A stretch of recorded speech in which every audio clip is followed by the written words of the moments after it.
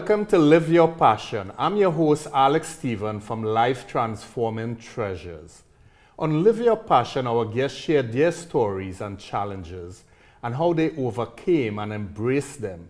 We are hoping that you will get some wisdoms that will help you on your journey. I'm an author, speaker, transformation coach, and my website, alexstephen.com, you could get free resources. Download 7 keys to your dream lifestyle. This morning, a friend of mine, my guest is Amy Mosher-Berry. I had to remember Berry, she just got married. And I'm glad to have you here, Amy. Welcome. Thank you for having me, Alex. Yeah, and I'll have you introduce yourself. Great. A little. Sure. Okay. Well, so I'm talking with you, so thank you very much. Yeah. It's really a pleasure. I know I met you a few years back, Yeah. you and your lovely wife, and it's great to see you in action here on your TV show. You're so inspiring. Yeah. So just a little bit about me. You did mention I just recently got married. I got married to a great guy, Bill Berry, from originally from New Hampshire, last August 8th. And we live up in Clinton, Massachusetts. I lived and worked in downtown Worcester for about 15 years. So, you know, just when I was a few years old, just kidding. I'll get back to that little story. But I grew up not too far from here. I like to say down Route 9 in Southborough, Massachusetts until I was 15 years old.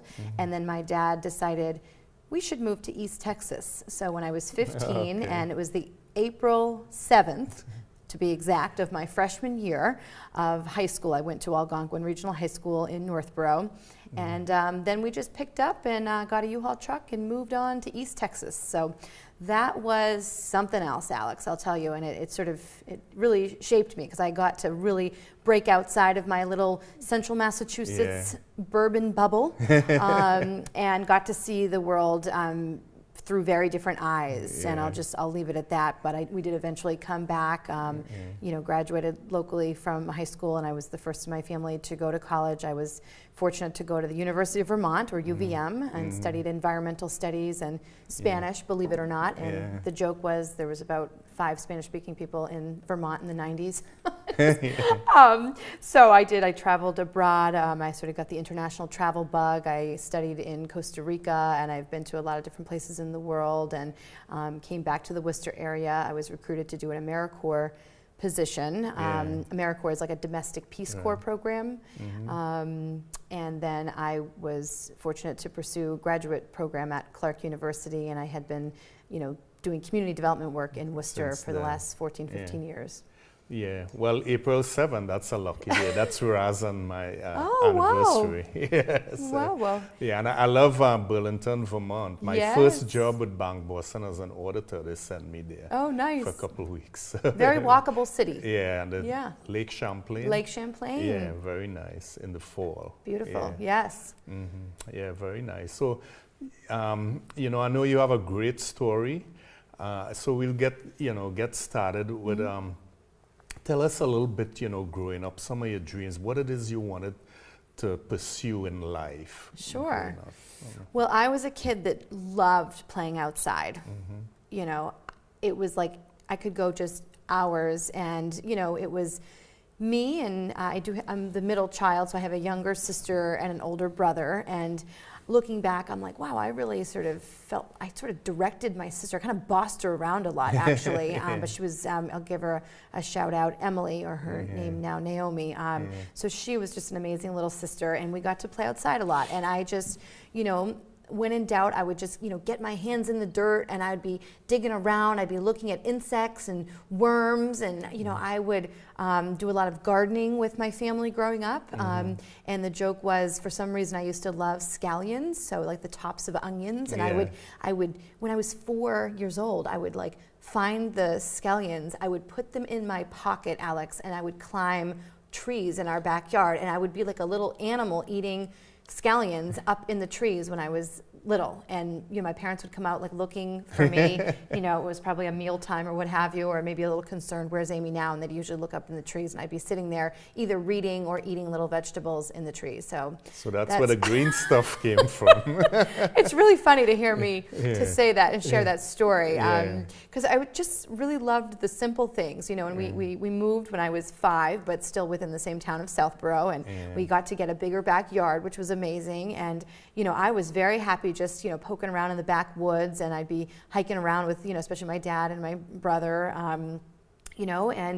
and then we got a little bit older, and I would have my sister do gymnastics routines, and I would sort of direct her as to like what we were doing that day, especially like in the summertime when we had full days, and it was just so imaginative. And we would do plays in the backyard and gymnastics routines, and even if she didn't want to do it, I would say, okay, I'm doing a bridge, you're going to crawl under me now, and press play on the old boombox, and we just had so much fun outside. So I really loved just not only being outdoors, but doing things to protect the outdoors and the environment. And as I got a little bit older, I realized, not everybody thinks that way. In fact, a lot of people think that for progress' sake, we need to actually pollute the environment, and we need to, we can't care that much about this tree or this open space. We just need to develop that area. And so that I started, again, from my move to Texas, and then eventually, I was able to go to environmental program up at UVM, and I just started to realize, it doesn't have to be just the environment or the economy, and that was a later epiphany for me. I said, we can actually,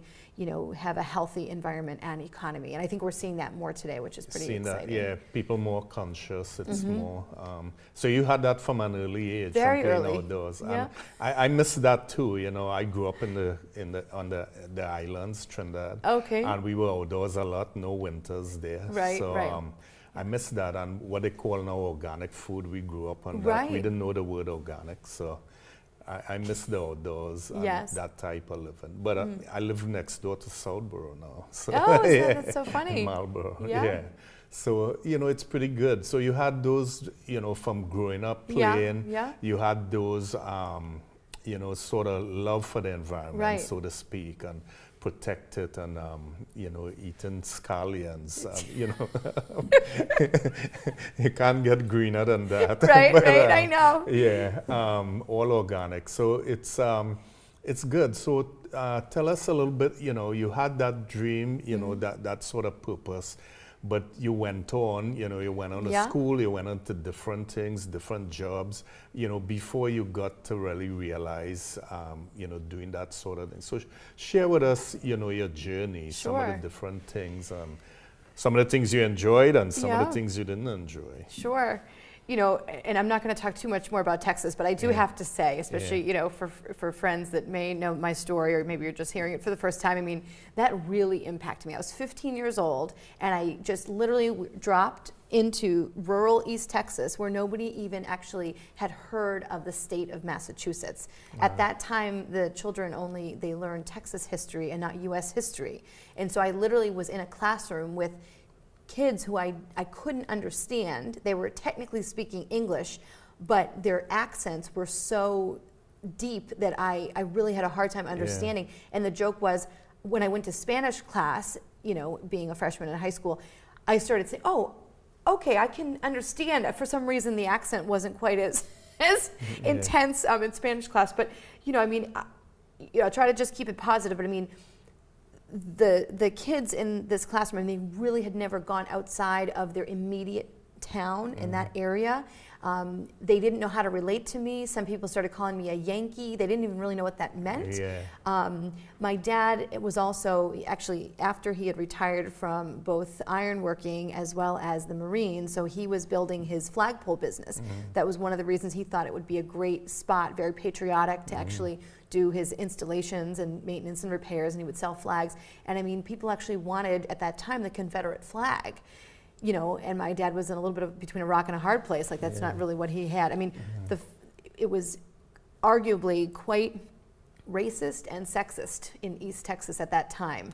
Okay. You know, and it's not to throw any one individual under the Yeah, bus. I've it's come your to learn. experience, It was yeah. just, it was so eye-opening. I've never been the same. And in fact, I wrote my college essay about our experience. I actually grew up in a mixed religious household, so neither of my parents were quite religious at all. It was really about how they chose to treat one another and people in the world. Right. But my dad, you know, Irish, English, Catholic descent, and my mom is Russian, European, Jewish descent. So literally, I mean, I remember like it was yesterday, Alex, where, you know, finally we had a couple of neighbors come over. It was a mother and her daughter, and they were holding a plate of cookies, you know, about a month after we moved into our nice home there in East Texas. And they basically immediately invited us to their church. And so my dad, you know, thanked her very much. Thank you so much for that kind invitation. He said, you know, that won't work out. You know, my wife is Jewish and I'm Catholic, and now down there they're mainly Southern Baptist. You know, and there's many, many churches, and it's a big part of their life. And basically, the woman dropped the plate of cookies, and she took her daughter's hand, and they walked out of our house. And so, I mean, I said, why did they drop the cookies? And I was so young, I didn't really understand. I just think it was hard to be able to relate. You know, and then I just kind of, my eyes just kept like opening and opening, and there's a lot of different stories and insights that I feel so grateful. Like I wouldn't have realized, you know, how people think very differently, and it doesn't make them bad or wrong, it's just very different. And so I, you know, at a younger age than I would have otherwise, really started to open my eyes and just sort of, you know, do my part. You know, well, what am I here to do? And, you know, what am I passionate about? And how can I help people? And I remember being very intrigued and interested in loving, you know, people and cultures and languages. And, you know, it was very different, though, because for the first time in my life, I could remember being just ostracized. People didn't talk to me. Wow. You know, so that was very difficult. And, you know, they prayed around the flagpole at a public school. Okay. And that wasn't technically mandated, but it was something everybody did. So if you weren't like that doing what they were doing, you were different and more socially ostracized. So it was quite, I'll just say, eye-opening. And there's a lot that's kind of come out since then in terms of me working towards social justice and environmental justice and making sure everybody is, you know, equally valued, you know, all people, no matter what their background, interest, belief, you know, as long as they're not hurting people, that we all have that right to be fully self-expressed and living the lives of our dreams. You know, as far as I know, we have one life. So, but it was, I never forgot that, and it really, it kind of stuck with me, but in a good way. And we eventually did move back. Yeah, did move back, and that experience helped you in how you helping people now. So that's great. And, you know, there are a lot of things I love about Texas. And when I started to work out of Howard University, I started to work for Deloitte and Touche in Washington, D.C. Nice. And the first day they sent me to Houston for training. And, you know, we had a good time there training, and they had people from all around the country and some from around the world too. And I remember we went out one night and they were carding people. Well, they carded me. I had to show my ID. The guy didn't want me to go in. And I said, why? He said, where's Maryland? There's no place. You know, I was living in Maryland. I had a Maryland driver's license. He said, that's not in the U.S. So my colleagues had to tell him, it's part of the U.S. So, you know, you talk about how they don't know out. So I just thought it was funny. He let me go in. But, you know, and I went back to Houston after that for more training with Deloitte when I used to be a CPA in those days. So yeah, but I like Texas. Everything is big. I do too. I still have family down there. So a shout out to my family in East Texas. You guys are awesome. I just was able to go see my family recently because I was down in Texas, actually in Dallas, for a green energy conference with the company that I'm working with. We might touch on that later. So, but it was great. And actually a special shout out to my great uncle Donnell, who's going through some health troubles, and he's about 84 years old. And when I went down there, I really hadn't seen him for probably, gosh, it was over 20 years, believe it or not. And I asked him, like, what he'd been up to. And I kind of figured Uncle Donnell would be talking about, I don't know, the medicines that he's on and tolerating and, just getting to and from different appointments, not to stereotype, but, and he says to me, Oh, I've been working on an invention. We've got a patent pending product, and I'd really like to talk to you about it. And it was, believe it or not, in the green energy space. Yeah. So he's amazing, and that got me thinking, like, who else, especially those later in their years, who have great ideas that might be kind of in their heads. So, oh my goodness, like, how can we tap those entrepreneurial ideas before people pass on, you know? And that was very inspiring. I hadn't really thought about that before. Good visit then. Yeah, it was a great visit. Great visit. So tell us a little bit. I know you got into government, and there was something, you liked it, you stayed for a few years. I did. So share with the audience your experience and then how things changed for you. Sure. So in terms of how I got into government, I myself never thought I would actually be somebody in government. And as I did work in the workforce development space, so helping people actually connect to employers and find jobs, and later on to actually launch their own businesses if that was something that they were considering. So I worked at a place called Workforce Central Career Center, one of about 30 one-stop career centers across the state of Massachusetts, and I was there from 2009 through the end of 2014. And if you think about those years, that was really a time locally and nationally where we were experiencing severe high unemployment. I mean, you probably have, you know, friends and family, highly qualified individuals that ended up finding themselves out of work. So it was very rewarding in the sense that I knew it was a very needed position where people really needed that that support and that inspiration. I would do a lot of motivational workshops. I think I know, you know, you've done a lot of inspirational, motivational things as well. So like really getting people to see what their life is about, and even though they're in transition, the next door might be the greatest chapter for them. You know, so it was really amazing. I loved it. And actually, I'll just back up for a moment in terms of how the heck I ended up in government, because it's not something that I necessarily saw myself, but it was basically, I'll say that if anybody from the audience maybe has arguably quit a job at some point in their lives, and arguably too soon, I had decided, you know, I had a really cool, fun job, rewarding as well, at the Boys and Girls Club of Worcester, and I still participate and volunteer with the club. I love the club, just so many amazing things, especially urban youth. And I said, you know what, for my own reasons, you know, I was over a year there, and I wanted to move on, and self-declared self-employed. I said, I'm going to be a community development consultant.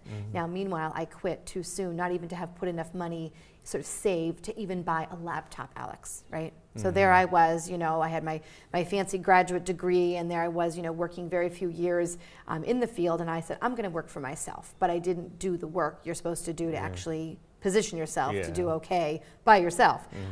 So I ended up, you know, leaving my job at the Boys and Girls Club, and I launched Expressive Capital Consulting back in 2006. So just long story short, a lot of different community development consulting projects. And so as it became, you know, 2006 and 7 were pretty rough. I started getting some more contracts and learned a lot. I was doing better in 08, 09, but in 09, something passed my desk. I actually wasn't necessarily looking for a job at that time, but it worked out really well, where I was able to sit with what's now the Central Mass Workforce Investment Board. I wanted to ask them what they were doing to help small businesses go green, because that was sort of becoming a little bit more popular, you know. You know, solar and wind and, you know, energy efficiency incentives, et cetera. Anyways, they said, well, we're not doing anything specifically right now, but there is this lead STEM coach job that, you know, you might be able to do a little bit of that green jobs development in the role. And I said, that sounds really cool. I wasn't necessarily looking for a job, because I was building my consulting, but I had my mom's mother was very, you know, sick, and she probably didn't have too much time, and I really wanted to send some money down to my Grammy. We were very close growing up, and so I was able to take the job, send some money to my Gram, and visit her on a regular basis down in Florida. And then I also was able to be a first-time home buyer back in 2009, so I was able to buy a downtown brownstone condo in Worcester with that job. So there were so many great things. I'm so fortunate. I'm so grateful for the job. And that kind of lined me up to be doing the work in workforce development and doing a lot of that career development, coaching and workshops, et cetera. So again, I lasted about 5.5 years in local government. So you enjoyed what you were doing? I you did. were making an impact, helping people in need at that time. When the economy, you know, 2008, things went down, you know, for a while. So you were adding value. Right. But then things changed. Tell us about Yes, that. things changed. As you mentioned, I mean, I loved it. The first 3 years I was working at DOL, a Department of Labor grant in the STEM field, so helping connect job seekers and employers in science, technology, engineering, and math. And I was between Worcester and Milford and Southbridge, and helping all sorts of people, very innovative, exciting work. And then I moved into, doing more with the entrepreneurship program, so actually launching what appeared to be a bit radical back then. I mean, why would you sort of help long-term unemployed people with entrepreneurial skills? Is it really realistic that they'll be able to work for themselves? So there was some, critique, but I sort of moved it forward. I was always willing to stick my head out there and be the one that people came after if need be. And then it was around September of 2013, the original man who had hired me back in '09, he suddenly retired. So I found myself in a situation where, I look back and I'm like, gosh, he was sort of like my innovation buffer. He was the guy who, when need be, he'd go to bat for me at City Hall, and he would say, times have changed, it's a new economy, and we have this strategy and innovation leader. At the time, my name was Amy Mosher, who's helping people, and we need to serve people in a new way in a new economy. So all of a sudden he was gone. And a lot of the things that we were doing weren't something we were doing before I had gotten that job. And so I had a new boss, and I want to say, come to find out, like not even a year, probably several months after I left the job finally at the end of December of 2014, I found out that she actually lost one of her 2 children. So looking back, I actually now can understand why it felt like we didn't have a great connection. It was a very difficult year and a half or so for me. I felt like, she was sort of looking at what had been done at the Career Center and saying, how does this person really fit in?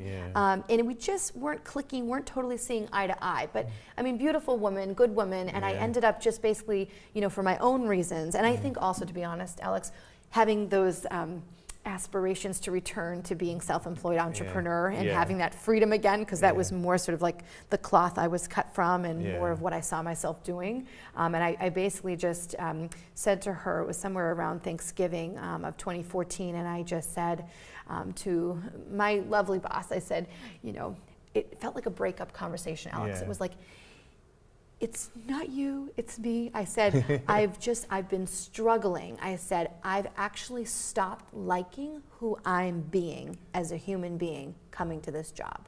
I don't like anymore who I am here. And so I need to move on. And I'm so, grateful. I thank you for the opportunity to work together. And I'm still definitely an advocate and sort of like a sideline supporter of the Career Center and the mission. But, no bad blood. It was just sort of I had to move on. And I think she really got it, especially woman to woman. She got it. So you added value. You enjoyed the job for over 5 years or so.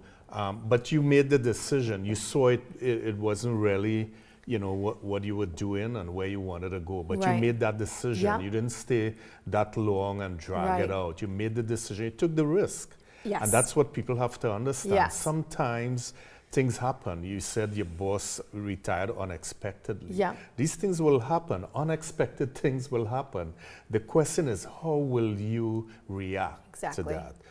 How does it fit your purpose and your passion? And that's what we're talking about. You have to live your passion. So sometimes you have to step back to move forward. And this is what you did. So share with the audience a little bit some of the things you started. I know you were doing things at night after work and really preparing yourself. So this is what people want to hear. Okay, this is what you experienced. You made the decision, but they want to know how. They want to know the tools, the things you did, so they could incorporate in their journey whatever challenges they have and whatever obstacles, they might be able to use some of your strategies. So if you could share that would be Absolutely. And this was a scary time. I felt like I was so wrapped up in my job. And I don't know if you or, some of the viewers, if you've ever had a job that it's almost like it becomes just how people know you. You almost start to lose your own identity. So it's your identity, And I realized kind of, especially after the fact that needed to change because I'm more than just my job. But I wasn't totally seeing clearly. So it was around September, and it wasn't like immediately I knew just because there was a shift in leadership that I had to leave. That wasn't necessarily the case. It took me a few months to realize that Oh gosh, I think, we have different visions here, and I wasn't seeing a real career future for myself, Alex, at the career center. Yeah. So that seemed quite ironic, and I said, okay, well, the only person that's really going to make a change here is me. I think a lot of people, they view people in government, whether it's local, state, or even federal people in government, like, oh, they've got a cushy situation. Yeah. They don't understand the struggle. And I feel like I used to think things like that. In local government at the program level, you're making very little money for the most part. It was much more, high reward, low compensation, but overall well worth it, if you know what I'm saying. But the irony of it is I was making so little, right? In the grand scheme of things, I was able to just sort of, like you said, stay up late night, get some other consulting projects under my belt, get those contracts secured. So I was doing, both. I was working my job. I did reduce my hours, however, from 40 to 32. So I was still technically, for that last year or so, considered full-time, but I wasn't doing the full 40. Usually it ended up being, 32 to 35, but I was being paid for the 32, which allowed me to then sort of free up just a few, but some hours during the weekdays to actually follow up with consulting clients, which may be nonprofit organizations or schools, helping them run various programs. I also, in fact, this is so ironic, the same original boss that ended up retiring actually reconnected with me, and he said, Amy, they actually, they need some help in the urban studies department at Worcester State University.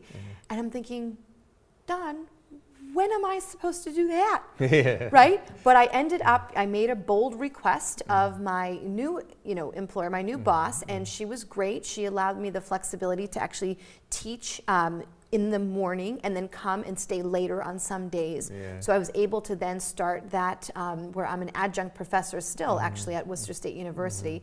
I love that job. I love that position, working with young people between 18 and 22 and some adult learners as well in Introduction to Urban Studies issues. So I had taken on that, made that request. I was a little scared to make that request because I felt like I didn't want to, I wanted to maintain consistency and be fair, especially to my other colleagues, but I knew I had to put some things in place. So it's like you just get bold, right?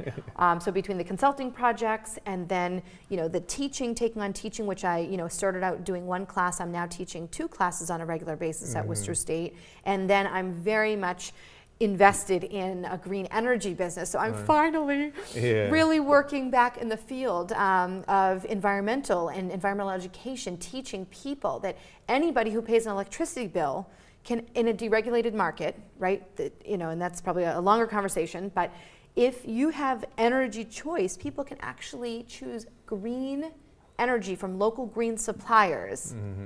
And it's the same price or even less. Right now it's even slightly less over time. And so I'm getting to teach people that individuals, organizations, business owners can actually all support green just through their own existing bill. And then if they wanted to go solar, that's sort of an additional step in the green direction where they could actually be 100% green. And I'm very happy to sit here and tell you that on January 29th, my husband Bill and I, we actually got 23 solar panels.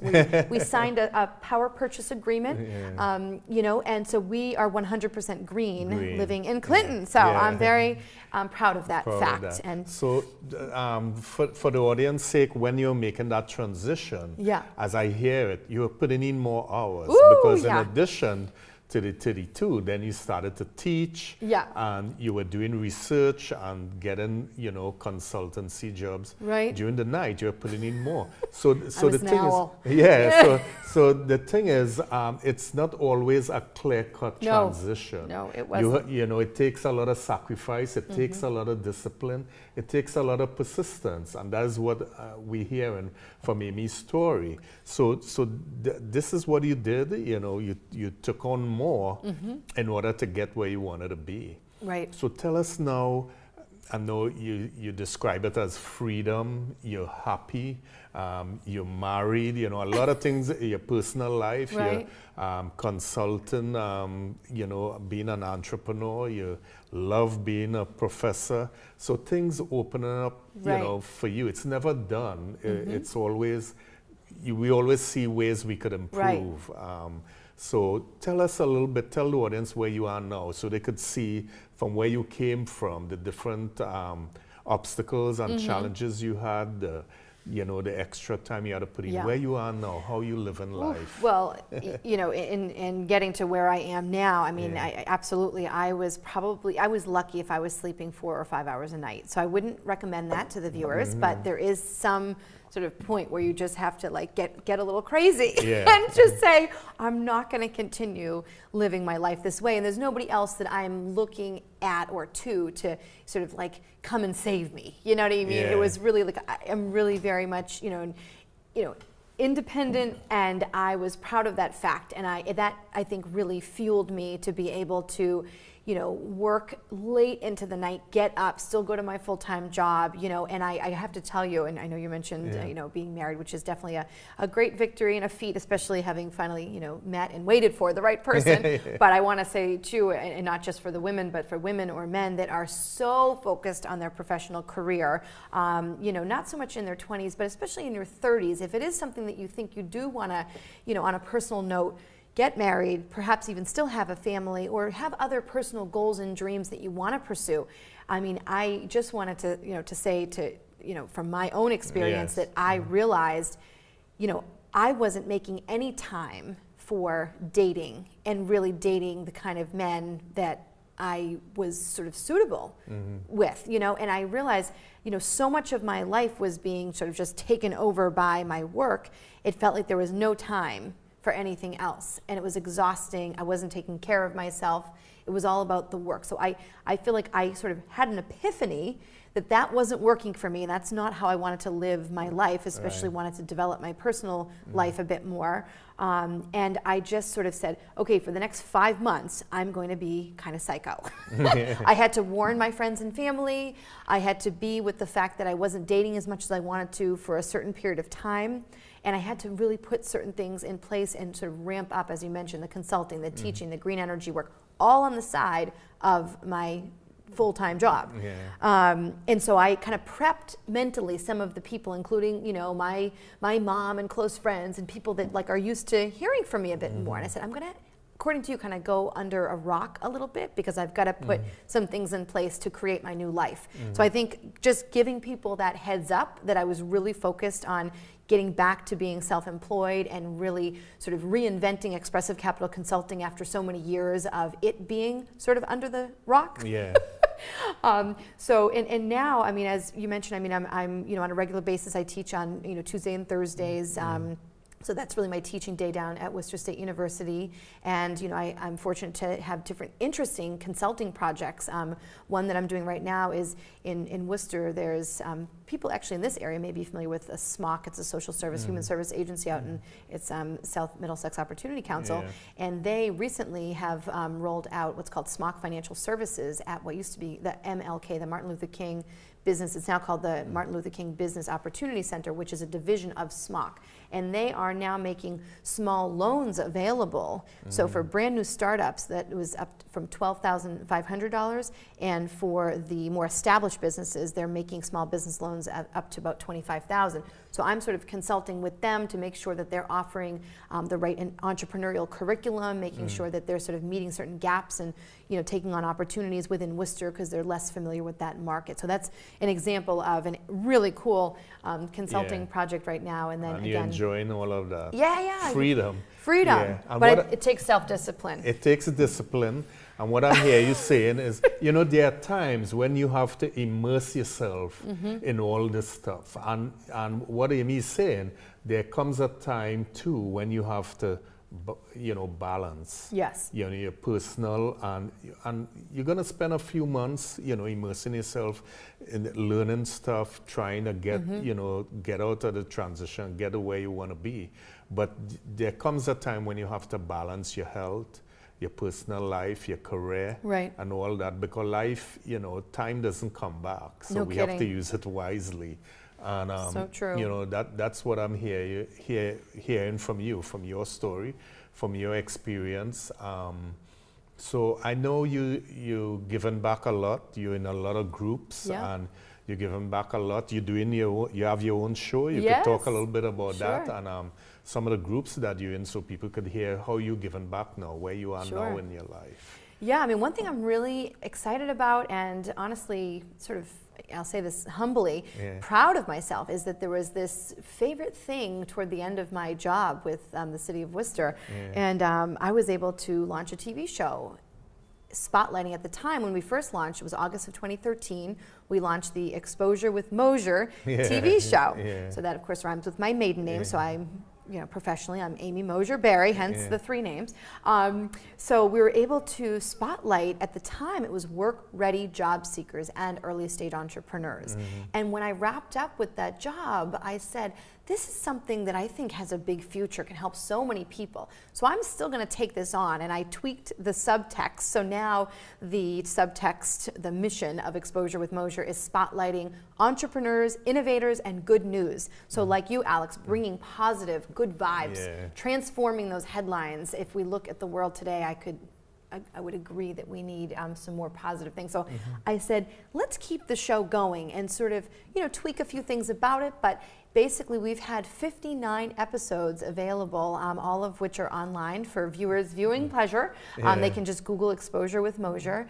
And I'm really, thrilled to be still doing the show. We meet every third Thursday of the month. It's in downtown Worcester. And people can definitely get in touch with me through my website, which is expressivecapital.com. And you'll find under entrepreneurship, you can click on Exposure with Mosher and definitely connect with me. They can contact me there.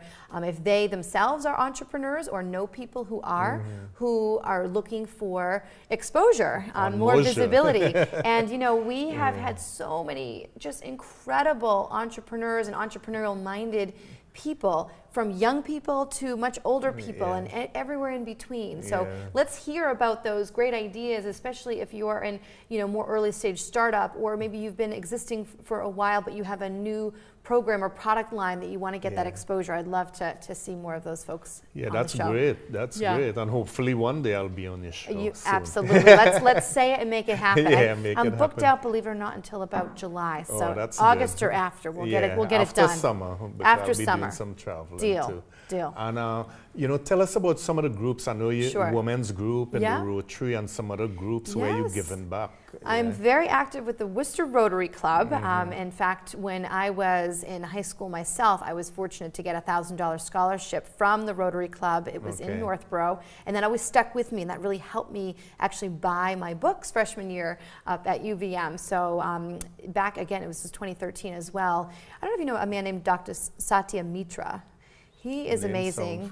He's so he actually, I joke that I was one of his sort of incoming group, his class of 2013 with the Rotary Club. Believe it or not, as president back in 2013, he more than doubled the size of our club. And for people that don't know much about Rotary, Rotary International, it's an international service organization, and it's professionals getting together in their local chapters, and they're all over the world giving back to their community in various ways. And I should mention that we have our annual fundraiser coming up. It's going to be at the DCU Center in Worcester. It's Saturday, June 4th from 5 to 11 p.m. Definitely connect with me on that. We are actually raising funds and awareness. Particularly, our primary focus this year is regarding the awful opioid addiction and sort of the need for prevention and education around opiate overdose. I always have trouble saying that word. But that is really important. We've also helped with the Elm Park Bridge. There was a brand new bridge that was restored. It was an incredible partnership, and you can go and see that at Elm Park, which is one of the oldest public parks in the United States. And it's named after Myra Kraft, actually, who was from Worcester and had done a lot to give back. And it was a partnership between Worcester Polytechnic Institute, that's WPI, Worcester Technical High School, and the Rotary Club that helped to fund that. So, I mean, I can go on, but the Rotary is very important and near and dear to my heart. And then you mentioned I'm also part of the YPWA, the Young Professional Women's Association. I like to believe I'm still young, Alex, so I'm still going to those meetings. And that's another one people can Google YPWA Worcester, and we do a lot of just awareness around community and economic development issues, and professional women coming together and giving back. I'm also part of Adelante Worcester, which is primarily for Latinos and people in the Spanish-speaking or Spanish interest. So I myself am not a native Spanish speaker, but it is a language that I've acquired in my journey. So So I love that group is amazing. And then I'm also I give some time back to the Worcester Business Resource Alliance. And if folks want to check out any of the small business or entrepreneurial resources in the Worcester area, you can go to wbra.wordpress.com to learn about all the different resources, free and reduced resources, mostly nonprofits and government agencies that are out to support small businesses and everyday people like you and me. And a lot of these people have no idea that that exists, especially under one roof. So great story. I mean, from playing in the backyard in Southborough, going to Texas, coming back to New England, going to school in Vermont. Really great experience. And the thing is, what we consider good and bad, you embrace it all. And it's part of your journey. And the nice thing about it is that you've given back. You want to help the people who are being discriminated against. You want to help the people who facing unemployment. You want to help the person who wants to be an entrepreneur, follow their dreams, live their passion. And that's such a great story. So, Amy, thanks again for coming on the show. Is there anything else you want to share with us? Any nuggets you want to share with the audience? Yeah, I want to say something just briefly. If people have been thinking they may want to travel, I would say I have had some of my most profound insights and deepest epiphanies that have shaped my life in some of my travels. Even when I haven't had a lot of money, I've always been creative and sort of figured out a way to get outside my comfort zone and meet and greet and appreciate people from other places. And especially to, if possible, to get that passport if you've been on the fence. And I know there's all kinds of crazy things happening in the world, but nonetheless, let's all sort of like the show, your show is so amazing, and I love the name of it, Live Your Passion, which, it's like, connect with people outside of yourself, outside of your comfort zone, and you just never know what collaboration could possibly open up, who you can help around the world. Now, today we have so much technology, people can truly connect around the world, but how can we be a gift to one another? How can we help people, especially that are different, that come from different places, but rather than focusing on the differences, let's focus on sort of our common humanity and bring that back on the scene, right? I mean, and I believe our children in particular, children all over the world, deserve a brighter future. Enough of this sort of saturated headlines around, one more killing, one more stabbing, one more, just awful news. We can do better than this. So I do believe that if people, if they're on the fence about traveling, whether it's around this country or around the world, just do, even if it's a service project, or some people I know are jumping into Peace Corps later on in life. Do something that's going to have you see life from somebody else's eyes. And, and I'll just close up by saying one thing. Before I really knew if it was a good idea or a bad idea, right after grad school, for me, I literally I pooled all the money I didn't even have, right? And I bought this little camper. I call it Marlena. It was a Toyota Marlin, a 1987 four-cylinder Toyota Marlin. And I went cross-country, mostly by myself. I had, a couple of people on different legs of the journey with me. But I can't tell you, I look back, Alex, and in 2005, I was on the road by myself, February through May of 2005. I did promise my mom I'd be back in time for Mother's Day, which I did. But I had 7 times that the thing broke down. I had to go to different mechanics. And I can't tell you how awesome now, so many years later, looking back and saying, I learned so much about myself. Like, I dealt with so many issues and problems on the road, and I just kept moving forward and meeting a new friend, and people would say, oh, this is interesting. What research are you doing? And I said, actually, it's not officially university. It's like my own university of life. So, I mean, and I've had people too that say, oh gosh, I wish I had done that. So, what I can kind of leave the viewers with is, if there's, at the end of it all, right, as far as I know, we have one life, at least in this form, right? And I don't know, I haven't heard back yet officially myself. But like, fast forward and, what's going to be on the gravestone? What is that legacy that people want to leave? And are they taking one step, right, in the direction toward their goals and dreams now, so they don't have regrets later. Right? And I know my mom said to me, honey, do you remember when you were 10 or 11, you said something, I said something to my mom saying, Mom, I don't want to have any regrets. And she told me that that really impacted her, and she didn't know where I had come up with that. Yeah. And so I feel like, you know, even though I certainly have my funky days and weeks too, We all do. you know, that is something where let's come together and really move forward in the direction of our individual and therefore collective goals and dreams so that we don't have regrets at the end of it all. So why not? That's the game I'm playing. That's the game. And, you know, as I say, and I tell the people that I coach when I speak, when I do my TV show, is get on a mission to live your passion. Love that. That's how I boil it down. Get on a mission. You know, it's your life. Like you say, we have one life, and live it. Take the risk. Right. You know, and calculated risk, I must say, you know, not Yes. just haphazardly. And enjoy life. So, you know, thanks a lot for You're coming on the welcome. show. And what I usually do on the show, I like to give my guests one of my books, Courage in Our Hearts. Forward is by Les Brown, and I wanna present you with this copy of books. And, Thank you so much. Yeah, you're welcome. And what I usually do in closing, I read a quote, the quote for the day, and let me see if I could find.